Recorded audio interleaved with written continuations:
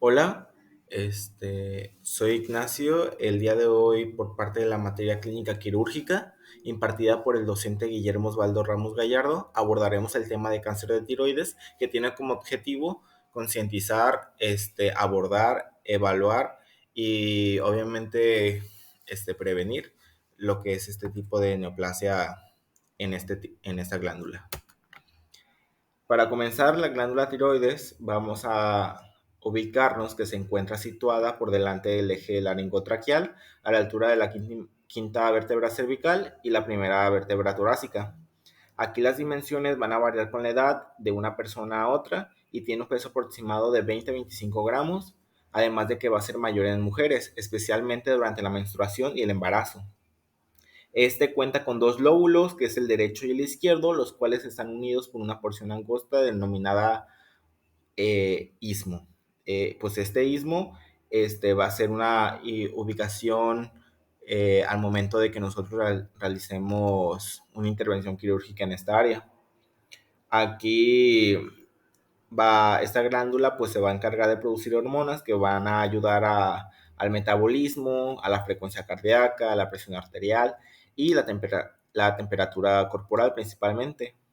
El cáncer de tiroides pues también se origina cuando las células sanas van a cambiar y proliferan sin control, en donde la mayoría de los pacientes pues va a presentar una masa palpable en el cuello.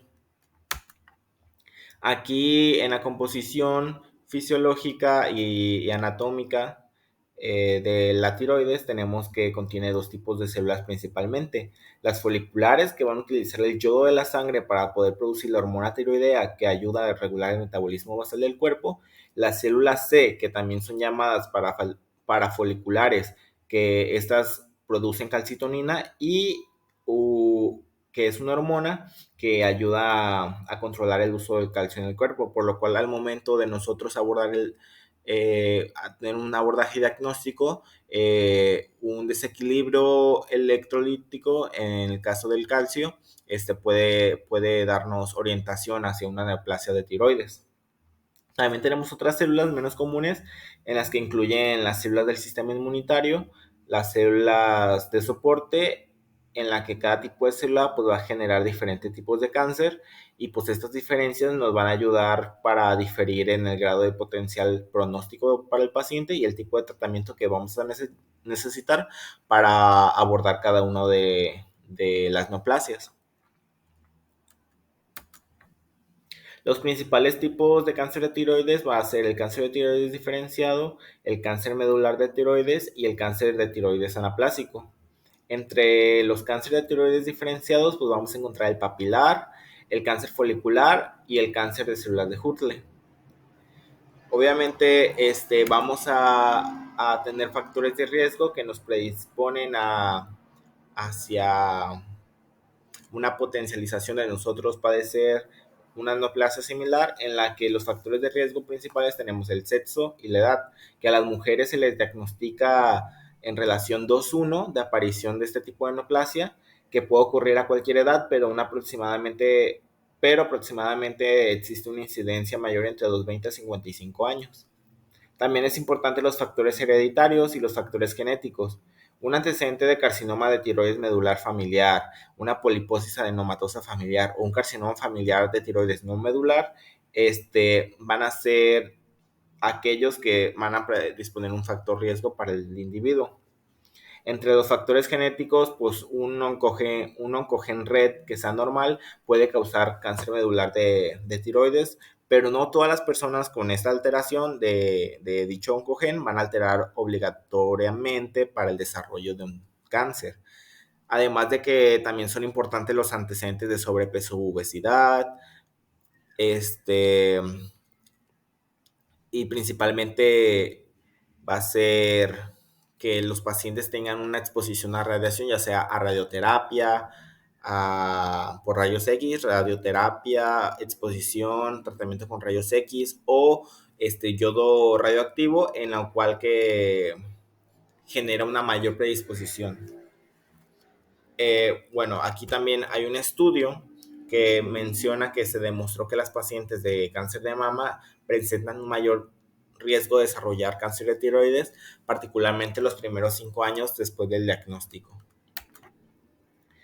Dentro del perfil epidemiológico de los tumores malignos en México, dados por la Secretaría de Salud, se reportan 2.361 casos de cáncer tiroideo anuales, en las que 2.22% son tumores malignos, y se encuentra una mayor mortalidad en hombres, a pesar de que la relación sea mayor en mujeres. A nivel mundial causa 200.000 muertes anuales y representa por lo menos 1% de todos los tumores malignos. 2% en mujeres y 0,5% en hombres. Aquí el cáncer papilar pues va a ser el más frecuente, pero también va a ser el que va a tener mayor pronóstico, dentro de un 70-90%. Y se ha reportado que en las últimas 3 décadas la incidencia se ha triplicado por el aumento de los factores de riesgo que mencioné en la diapositiva pasada, que son los hereditarios, el sexo y la edad, genéticos y ambientales principalmente. Y bueno, para entender cómo se desarrolla el cáncer hay que entender la oncogenia tiroidea. Se sabe que alteraciones en 3 tipos de genes principalmente van a ser los responsables del inicio y mantenimiento del cáncer. Uno pueden ser los oncogenes, dos los oncogenes supresores de tumor y tres los genes de inestabilidad, por ejemplo las mutaciones en el gen supresor del tumor P53, que son raras, pero o sea, van a ser raras en los carcinomas tiroideos papilares, pero van a ser frecuentes en el cáncer de tiroides indiferenciados. Otros reguladores del ciclo celular y supresores tumorales como P15 y P16, que estos mutan con más frecuencia en los cánceres tiroideos primarios. Cada oncogenos de aquí tiene una función que puede ser de señalización, puede ser de oncoproteína, glicoproteína, que integre el cromosoma, o el del RET que les había mencionado, que es un receptor de membrana tipo actividad tirosina sinasa, que pues puede aparecer de forma esporádica o por antecedentes familiares antes mencionados. Cabe aclarar que cada oncogen tiene su función tumoral, o sea, su alteración tumoral, que pueden ser una hiperfunción o una hipofunción del órgano que esté afectando. En el caso del oncogen RET, que es el más asociado a cáncer de tiroides, tenemos que va a tener una participación muy importante en la patogenia del cáncer. Entonces, este oncogen se localiza en el cromosoma 10 y codifica una tirosina sinasa, o sea, tiene actividad tirosina sinasa en el receptor. Lo que va a hacer, pues va a ser unirse con factores de crecimiento como el factor neurotrófico derivado de la glía y la neuroturina. Esta proteína red se logra expresar en tejidos derivados de los sistemas embrionarios y excretores fetales. Por lo tanto, cualquier alteración produce anomalías en el desarrollo de estos órganos derivados de dicho sistema, y pues se sabe que las mutaciones en la línea germinal de este prontocogen son predisposiciones para el cáncer tiroideo medular. En base al artículo investigado, nos dice que el dominio de tirosina sinasa del oncogen RED, puede lograr fusionarse con otros genes mediante genes de reordenamiento. Estos genes de reordenamiento funcionan también como oncogenes y se han referido en la patogenia del cáncer papilar tiroideo, en la que por lo menos se lograron descubrir hasta 15 recombinaciones de, del cáncer, del oncogen RED. Ahora, hablando ya los tipos específicos de tumor, como les había dicho que se clasificaban, vamos a empezar con los diferenciados. Tenemos al carcinoma papilar, en los que son diagnosticados en un 70-80%, y es el principal cáncer tiroideo en niños y personas expuestas a radiación externa. Es más común en mujeres con una proporción 2:1, con una edad promedio de presentación de los 30 a los 40 años. La mayoría de los pacientes que se presentan logran evidenciarse una masa cervical indolora de crecimiento lento, en donde si hay presencia de disfagia, disnea y disfonía, casi siempre se vincula con la enfermedad invasiva local avanzada. Aquí las metástasis ganglionares van a ser frecuentes en niños y en adultos jóvenes y algunas veces es la molestia principal por la cual ellos van a acudir a consulta. Si la sospecha de cáncer tiroideo surge a menudo durante la exploración física del enfermo, hay que hacer una revisión de sus antecedentes. El diagnóstico pues se va a establecer mediante una biopsia de aspiración con aguja fina de la masa tiroidea o el ganglio linfático en caso de que haya una linfodenopatía. Una vez que el cáncer se diagnostica por patología, es muy recomendable que se haga un estudio ecográfico. Para este tipo de estudio ecográfico tiene que ser completo de cuello para lograr valorar lo que es el lóbulo contralateral y buscar metástasis ganglionares en los compartimentos cervicales, ya sea central o lateral. Y las metástasis distantes van a ser infrecuentes, pero al momento de la presentación inicial no va a dar ningún síntoma, pero es posible que al final aparezcan hasta en un 20% de los casos totales. Y los sitios más frecuentes de metástasis van a ser los pulmones, seguido del hueso, el hígado y el cerebro. En cuanto al tratamiento, los pacientes con tumores de alto riesgo o tumores bilaterales van a tener que someterse a tiroidectomía total o casi total. Y cuando se descubre que los sujetos tienen un carcinoma tiroideo papilar mínimo, casi siempre se considera que el tratamiento adecuado es la lobectomía tiroidea unilateral con resección del mismo, a menos que el tumor no muestre una invasión vascular o que muestre focos múltiples o que tenga un margen positivo alterado que sobrepase. Durante el examen macroscópico se va a lograr presentar como tumores duros, blanquecinos y permanecen planos cuando se corta con el bisturí, a diferencia del tejido normal o lesiones nodulares benignas, que estos van a lograr abultarse cuando se les realiza un corte. Y bueno, en la microscópica de cáncer tiroideo papilar, como se muestra en la imagen, que es una tinción por hematocilina y eosina, se logra mostrar proyecciones papilares con un patrón mixto de estructuras foliculares y en donde el diagnóstico se establece por los rasgos celulares característicos y las células son cuboides, con citoplasma pálido y abundante, se logra ver ondulaciones, núcleos aglomerados e inclusiones citoplasmáticas intracelulares que da el origen a un nombre característico que es los núcleos aislados huérfanos, los cuales son muy característicos del cáncer papilar tiroideo.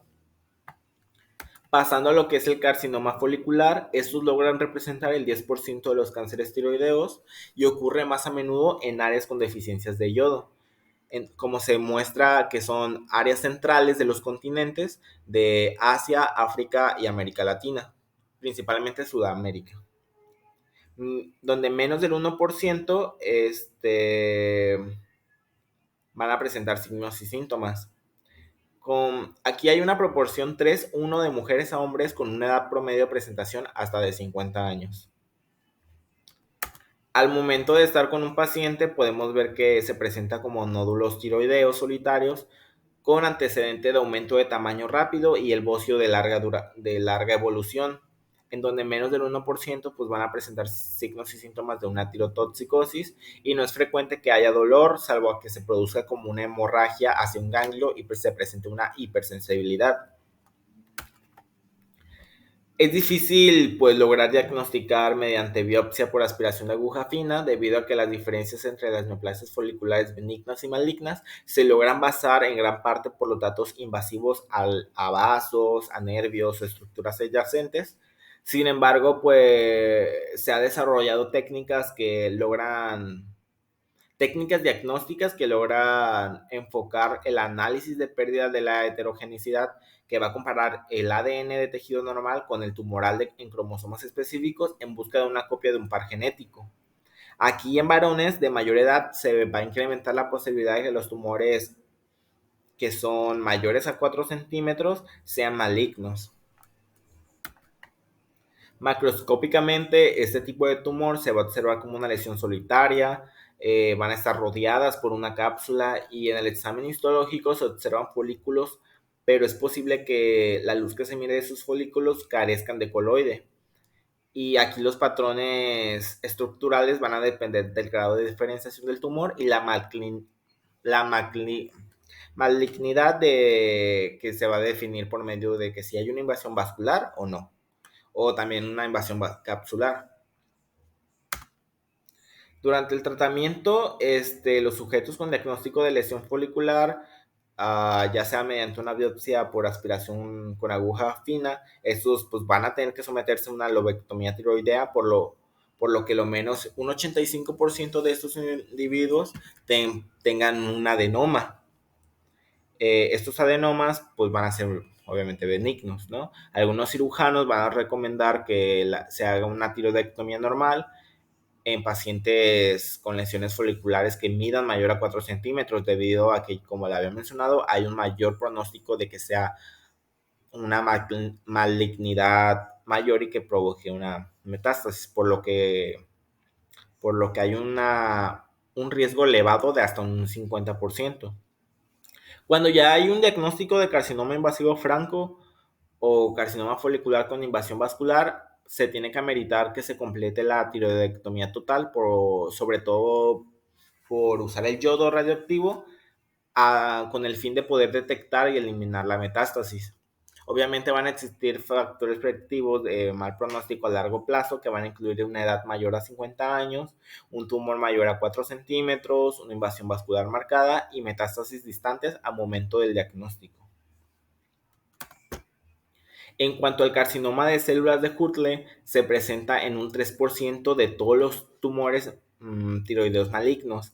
Aquí se va a considerar un subtipo de cáncer tiroideo folicular debido a que tiene características pues, muy específicas, como es la invasión vascular o capsular obligatoriamente, donde no pueden diagnosticarse mediante aspiración de aguja fina.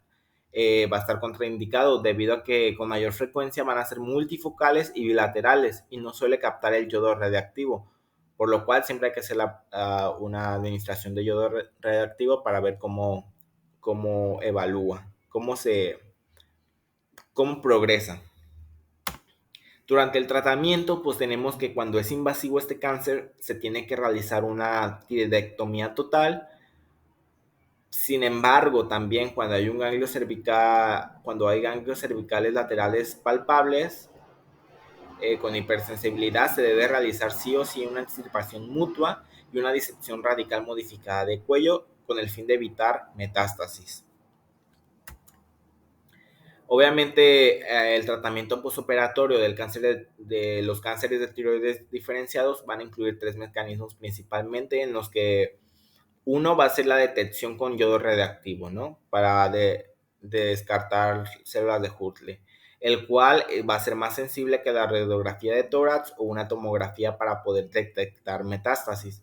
Y es menos sensible que las mediciones de tiroglobulina para detectar dicha metástasis. Sin embargo, va a disminuir la recurrencia y va a proporcionar una mejoría en la supervivencia del sujeto. Y en cuanto hablamos de terapia, el ACTCL externo y la quimioterapia algunas veces es necesario para poder controlar la enfermedad recurrente con invasión imposible de poder resecar, así como tratar las metástasis que se logren crear en hueso y reducir el riesgo de fracturas si tengo un síndrome de caída. Aquí también va a ser valioso la radioterapia en el tratamiento y control del dolor por esta dicha metástasis ósea.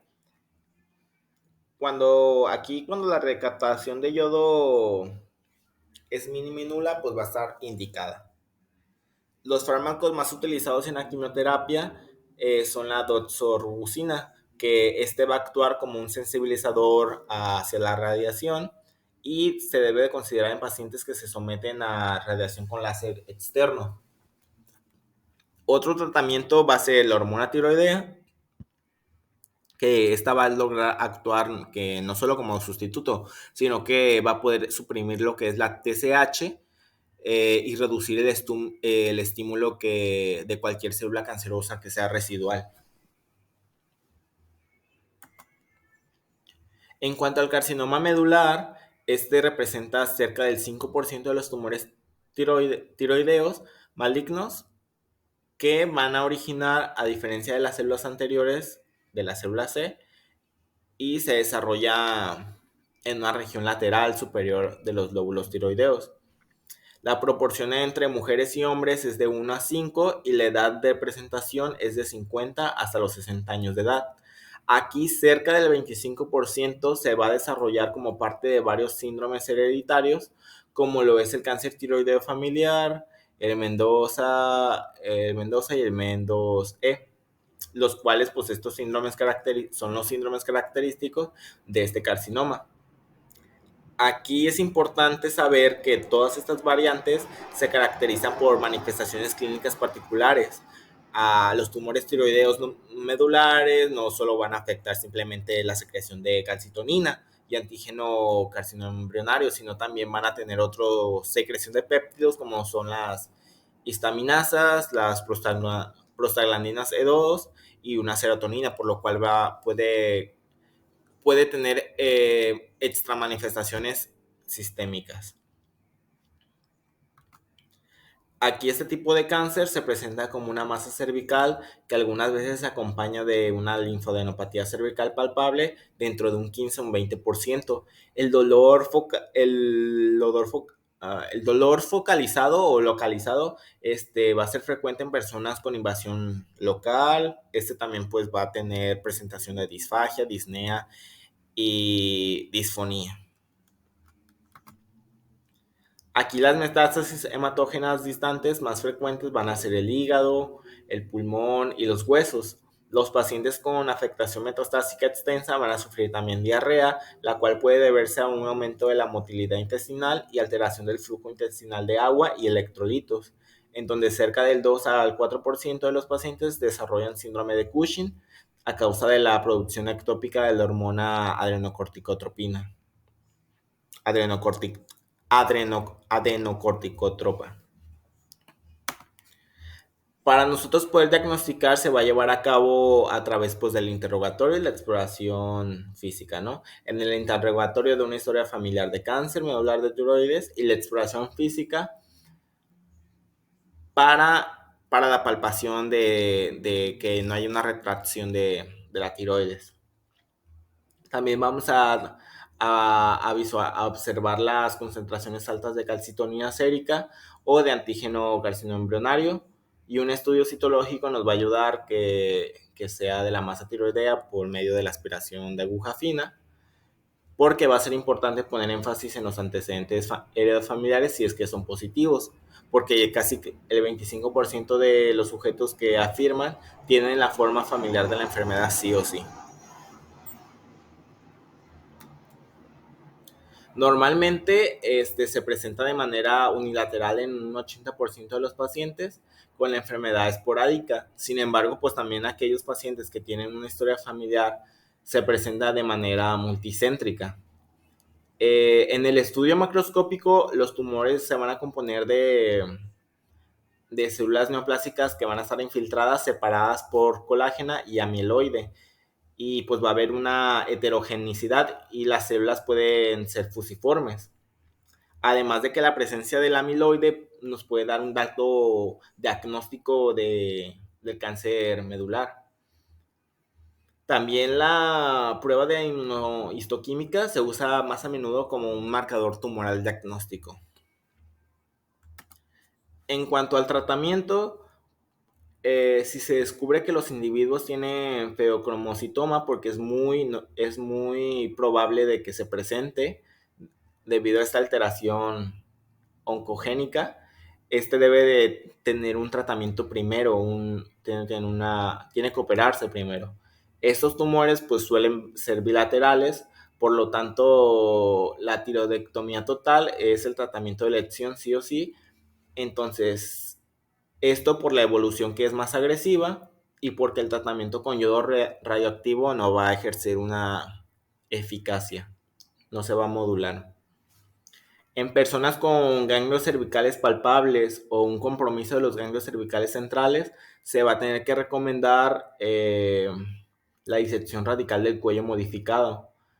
La función de esta disección pues, puede ser algo controversial, pero siempre tiene que ser indicada con tumores mayores a 1 centímetro, y se va a también recomendar la disección cervical radical modificada de manera profiláctica, puesto que más del 60% de los enfermos tienen una metástasis ganglionar. Pues aquí el índice de supervivencia de 10 años se aproxima al 80%, pero logra disminuir a 45% en los sujetos que padecen un compromiso ganglionar.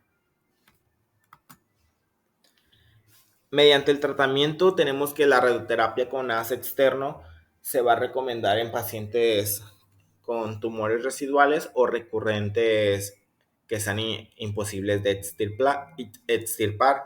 Además, tener un seguimiento mediante la vigilancia de las mediciones anuales de calcitonina.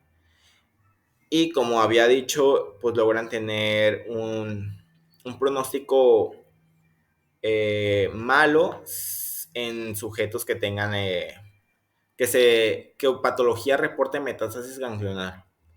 Por eso tiene que ser una extirpación, una linfadectomía, sí o sí, para evitar complicaciones.